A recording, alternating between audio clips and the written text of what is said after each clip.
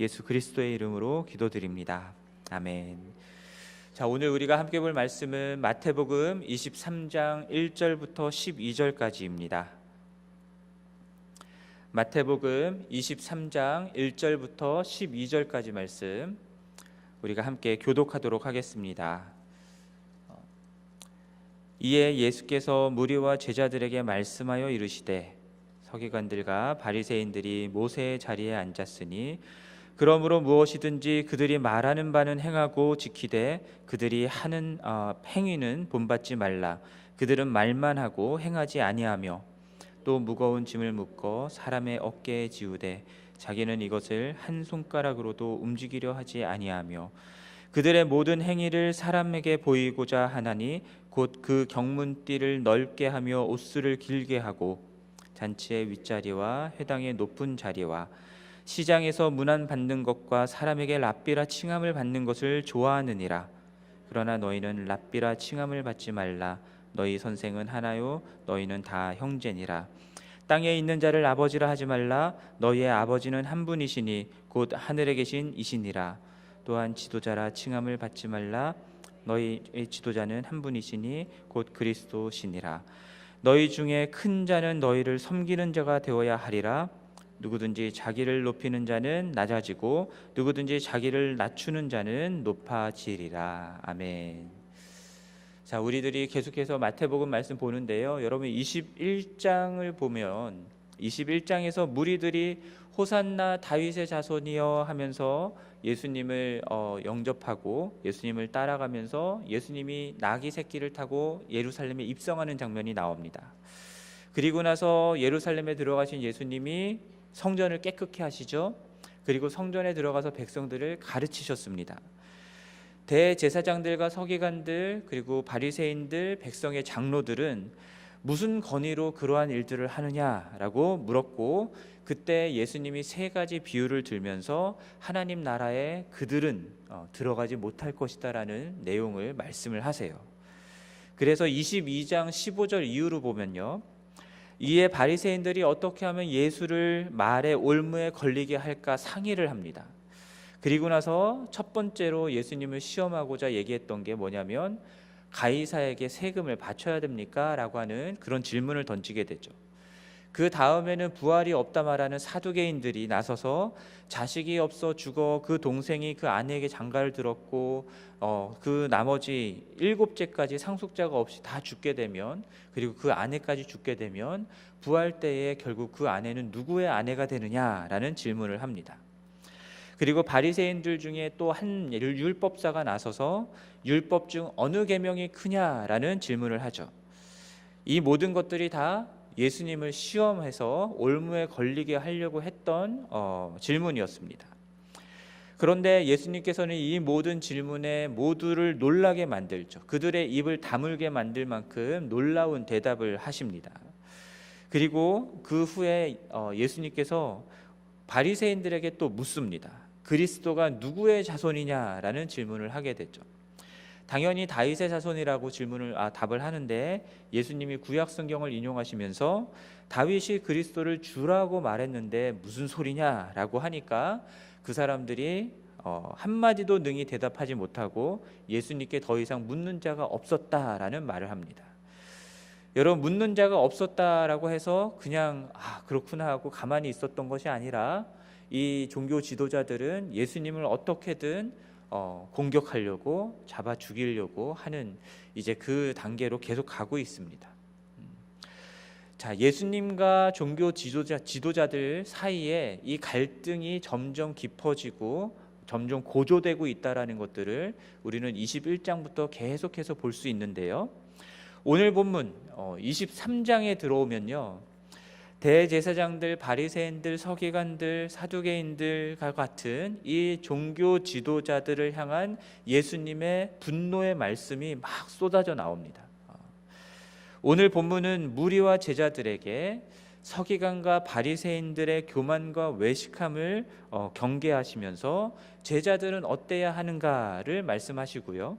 그리고 내일 본문부터는 23장 뒤에 나오는 13절 이후로 나오는 말씀에서는 이 서기관과 바리새인들을 향하여서 화 있을진저 외식하는 자들아라고 하시면서 무려 7번이나 저주의 말을 하시는 것이 나옵니다. 여러분, 복음서에서 예수님이 어느 누구에게 이렇게까지 분노하시면서 저주하듯 말씀하신 적은 없습니다. 심지어 세리와 죄인과 같은 이들에게도 그들의 죄에 대해서 예수님께서 이렇게까지 말씀하지 않으십니다. 그럼에도 불구하고 지금 종교 지도자들이라고 말하는 서기관들과 바리새인들, 이들에게 지금 예수님께서 이렇게 분노를 쏟아부으시면서 말씀하신다라고 하는 사실은, 여러분, 우리가 종교적인 위선, 외식에 대해서 얼마나 심각하게 생각해야 하는지를 말씀하고 있다고 생각합니다. 그럼 도대체 서기관과 바리새인들이 어떠한 외식을 하였기에 예수님께서 이렇게까지 말씀을 하시는가? 이게 오늘 본문에 나오는데요. 2절 말씀 보면은 서기관들과 바리새인들이 모세의 자리에 앉았다라고 말씀합니다. 여러분, 서기관은 율법 교사죠. 성경과 랍비들이 가르치는 그 전승에 대한 전문적인 해석자들입니다. 그리고 바리새인들은요, 대부분이 이 서기관들이 소속되어 있는 일종의 종교 정당이라고 생각하시면 됩니다. 이들은 랍비의 법규, 전통들을 철저하게 준수하고 지키는 사람들이었을 뿐만 아니라 그러한 전통과 율법들을 해석하고 그리고 백성들에게 가르치는 사람들이었거든요. 그러한 이들이 모세의 자리에 앉았다라고 말하는 것은 모세의 후계자라는 의미가 있습니다. 즉, 모세와 같은 권위를 가지고 율법을 백성들에게 해석하고 가르치는 자들이다라는 의미가 있는 것이죠. 3절 말씀을 보면은 그들이 가르치는 내용 자체는 옳았다라고 예수님이 말씀하십니다. 그래서 무엇이든지 그들이 말하는 바는 행하라라고 말씀하시죠. 행하고 지키라고 말씀하십니다. 그런데 문제는 무엇입니까? 그들이 하는 행위가 문제입니다.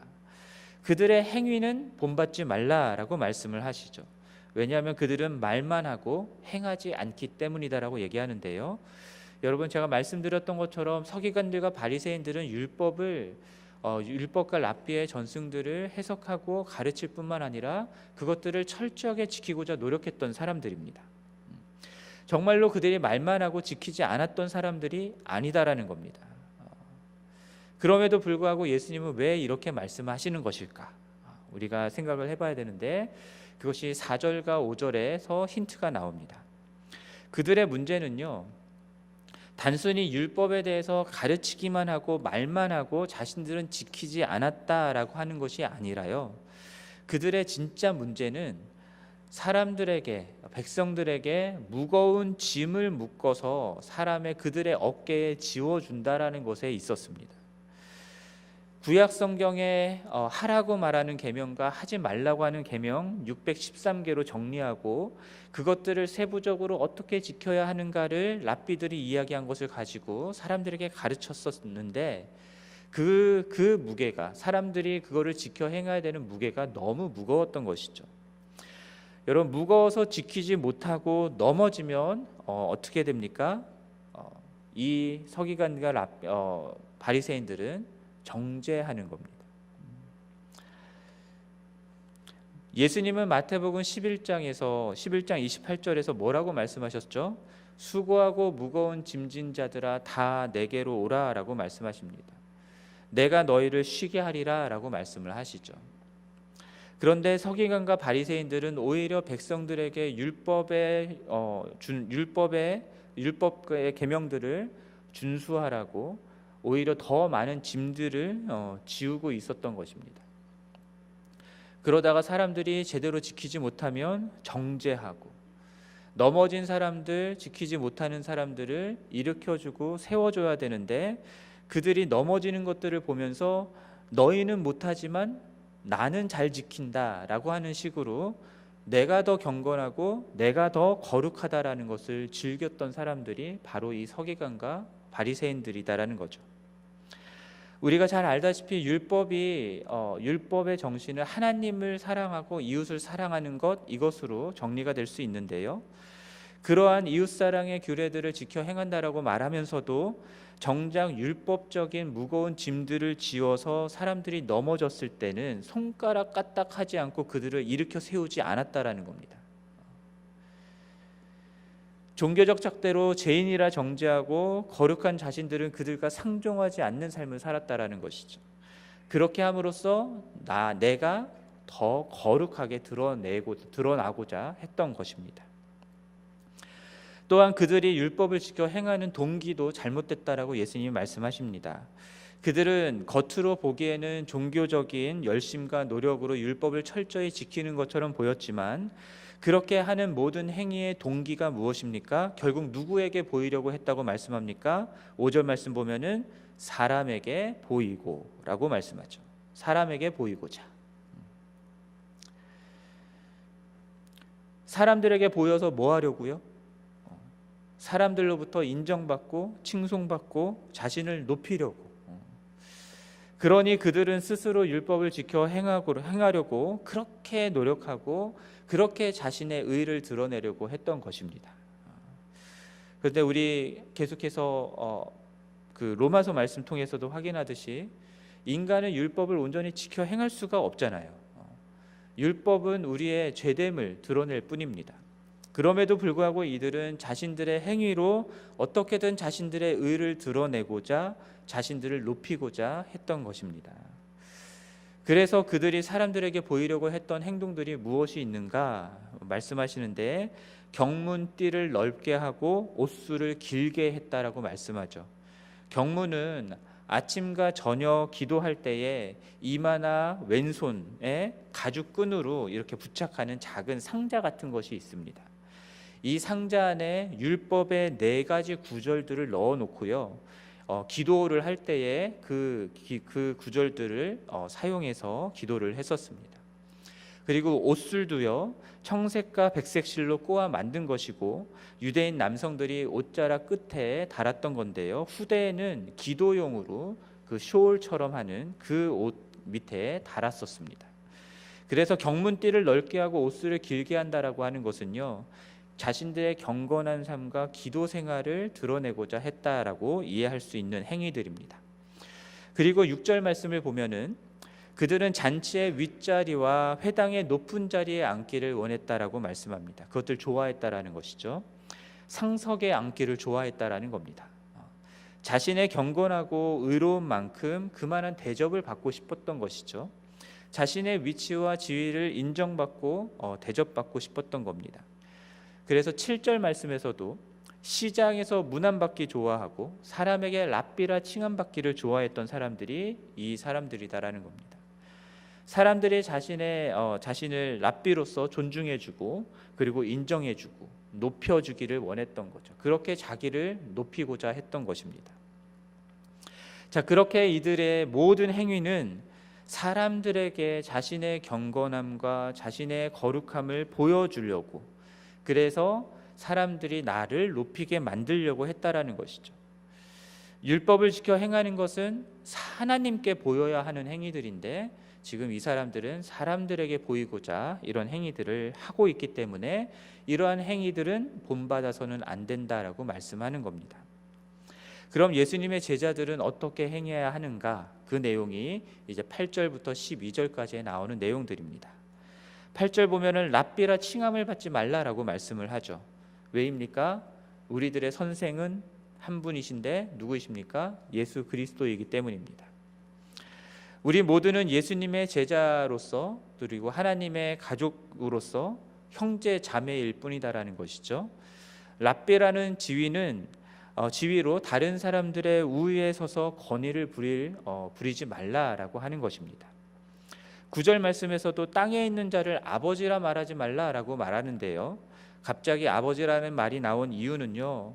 뭐냐면 여러분 위대한 선생, 위대한 랍비 이런 사람들을 아버지라 불렀었거든요. 열왕기 하 2장 12절 말씀 보면은 엘리사도 엘리야를 아버지라 부르는 장면이 나옵니다. 그러나 아버지는 누구 한 분밖에 없으시죠? 하늘에 계신 하나님밖에 없다라는 겁니다. 그러니까는 사람들을 아버지라 부르지 말라라고 말씀하시고, 그리고 10절에서는 또한 지도자다라고, 지도자라 칭함을 받지 말라라고 말하는데, 여기서 말하는 지도자도 여러분 영어 성경을 보거나 하면은 티처로 나와 있습니다. 가르치는 사람으로 나와 있습니다. 그러니까 8절부터 10절까지의 호칭들은 다르지만, 제가 영어 성경이라고 말씀드렸는데 영어 성경이 아니라 원어 성경을 보면은 티처로 나와 있습니다. 8절부터 10절까지의 이 호칭은 다르지만 다 선생, 아버지, 지도자 그렇게 칭함을 받지 말라라는 것이죠. 우리들은 다 예수 그리스도와 하나님 아래에서 그의 가르침을 받고 다스림을 받는 동등한 형제 자매의 관계에 있음을 분명하게 말씀하고 있습니다. 그러면서 11절과 12절에서 그 마태복음 20장 26절 27절에서도 예수님이 말씀하셨던 내용인데 또다시 이것을 말씀하십니다. 제자들 중에 큰 자는 섬기는 자가 되어야 하고 자기를 높이는 자는 낮아지고 자기를 낮추는 자는 높아질 것이다 라는 말씀을 하십니다. 이러한 겸손과 사랑의 섬김이 예수 그리스도를 따르는 제자들의 모습이어야 된다라는 것을 말씀하시는 것입니다. 이것이 오늘 본문에 나오는 내용들이고요. 그럼 오늘 본문 앞에서 우리 자신들을 정직하게 돌아봐야 할 것 같습니다. 특별히 말씀을 연구하고 가르치는 역할을 하는 목사들, 저 같은 목사들, 성도들에게 말씀으로 이렇게 해야 된다, 저렇게 해야 된다 가르치기는 잘하면서 성도들에게 무거운 종교적 짐을 지우려고 하고 있지는 않은지를 돌아보아야 하는 것이고요. 그렇게 무거운 종교적 짐을 지우려고 하는 마음 이면 속에는 그렇게 함으로써 목사인 내가 성도들보다 더 거룩하고 더 경건하다라는 것들을 드러내고 높임을 받고자 하는 것은 아닌지를 경계해야 할 것입니다. 여러분들도 제 설교를 들어봐서 아시겠지만 저도 설교를 하다 보면 제 설교는 설교를 하면 주로 이렇게 해야 됩니다, 저렇게 해야 됩니다 라고 하는 내용들이 참 많습니다. 그리고 여러분들이 느끼기에 부담이 될 만한 내용들을 말할 때가 참 많이 있다라는 거 저도 압니다. 그래서 늘 조심스럽습니다. 제가 또 성도님들께 율법의 짐을 지어주는 것은 아닐까라는 부분들을 늘 생각하면서 말씀을 준비하게 됩니다. 성경을 많이 읽는 사람이 그것이 그 자체가 나의 의가 되고 기도를 많이 하고 있는 것이 나의 자랑이 되고 그래서는 안 되는 것이겠죠. 그렇게 하지 못하는 분들을 향해서 왜 그렇게 못하냐고 정죄하듯 판단하듯 말해서는 안 되는 것이겠죠. 집에서는 가족들한테는 못 그러는데 안 그러는데 교회만 오면은 거룩하게, 교회만 오면은 그렇게 나이스하게 친절하게 사람들을 대하는 그런 것들도 안 되는 것이겠죠. 그렇게 우리 자신들을 외적으로 포장하고 나를 높이려고 하는 모습들이, 그런 마음의 동기들이 우리 안에 있지는 않은지를 우리들은 날마다 살펴야 하는 것입니다. 목사라고 목에 힘주고 사람들에게 보이려고 경건한 척하고 사람들에게 존경받고 대접받으려고 하고 목사랑은 호칭 안 붙여주면 기분 상하고 어떤 모임이나 어떤 그런 자리 갔을 때에 식순에 자기 이름 안 들어가 있으면 삐지고 이게 뭐 하는가 싶은 생각이 드는데 그런 일들이 정말 비일비재합니다. 목사만 그렇지 않고요. 집사님들도 그렇습니다. 내가 그냥 집사도 아니고 안수 집사인데 안수 집사 이름 안 붙여, 안수라는 이름 안 붙여줬다고 삐지시는 분이 있는가 하면 장로 대접 안 한다고 화를 내시는 분들도 있고 교회 안에서 내가 누군지 알아? 하며 자존심 세우는 일들도 참 많이 일어납니다. 그러나 우리가 기억해야 되는 것은요, 오늘 본문 속에서 말씀하셨던 것처럼 교회 안에서 우리들이 갖는 직분은 그리스도의 몸된 교회의 각 직체로서의 역할들을 감당하기 위해서 주어지는 것이다, 역할적인 부분이다라는 것입니다. 이게 지위가 아닌 것이죠. 교회 안에서는 모두 다 서로 형제고 자매의 관계입니다. 그러므로 내가 더 높고 내가 더 낫다, 내가 더 거룩하고 당신은 덜 거룩하다, 이런 식의 비교는 해서는 안 되는 것입니다. 목사도 안수집사도 서리집사도 일반 성도들도 모두 다 예수 그리스도 안에서 한 형제 자매가 되었다라고 하는 것, 하나님의 가족이다라고 하는 것, 그 사실, 그렇기 때문에 우리 모두 다 예수 그리스도와 하나님의 다스림 아래에서 함께 순종하는 자들이 되어야 한다라는 것을 우리가 기억해야 할 것입니다. 그래서 여러분 에베소서 5장 21절 말씀 보면요, 그리스도를 경외함으로 피차 복종하라 라는 말씀이 있습니다. 오늘 본문 11절 12절과 연결돼서 생각을 해보면요, 예수 그리스도를 내 삶의 주인으로 모신, 그리고 예수 그리스도를 내 유일한 스승으로 모신 자이기 때문에 나는 당신을 섬기는 종입니다 라고 하는 의미가 되는 겁니다. 이 정체성을 가지라는 것이죠. 그래서 내가 목사니까 당신은 내 말에 복종해야 돼가 아니라 내가 목사니까 나는 당신을 섬기는 종입니다가 되어야 되는 것입니다. 내가 안수집사니까 당신은 내 말에 복종해야 돼가 아니라 내가 안수집사기 때문에 당신을 섬기겠습니다, 내가 당신을 섬기는 종입니다라가 되어야 한다라는 것이죠. 그래서 목사 또는 안수집사 같은 직분을 가진 교회 리더들이 나는 목사고 안수집사니까 당신을 섬기는 종입니다 하면은, 그러면 여러분들 어떻게 하셔야 됩니까? 어디 한번 잘 섬겨봐 이렇게 하시면 안 되죠. 왜냐? 말씀에서 뭐라고 말씀하셨습니까? 피차 복종하라라고 말씀하셨잖아요. 서로가 서로에게 복종하고 섬기는 자가 되어야 한다라는 것입니다. 나도 당신을 섬기겠습니다 라고 하셔야 된다라는 거죠. 나도 당신의 종입니다 라고 하셔야 되는 것이죠. 그렇게 서로 높여주는 겁니다. 내가 스스로 나를 높이는 것이 아니라 서로가 서로를 높여주는 것이죠.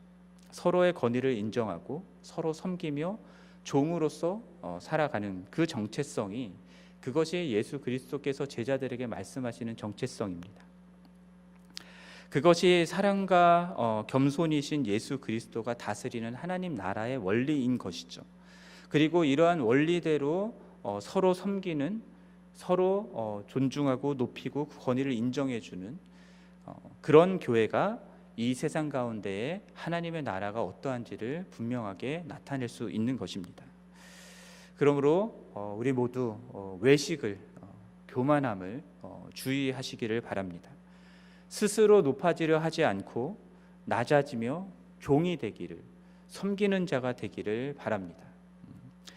만약에 우리 안에 스스로 높아지고 내가 더 거룩하다, 내가 더 낫다라는 생각이 있다면 이 시간 회개하기를 바라고, 돌이켜 형제자매들을 섬기는 자가 되겠노라고, 종이 되겠노라고 결단하는 은혜가 있었으면 좋겠습니다.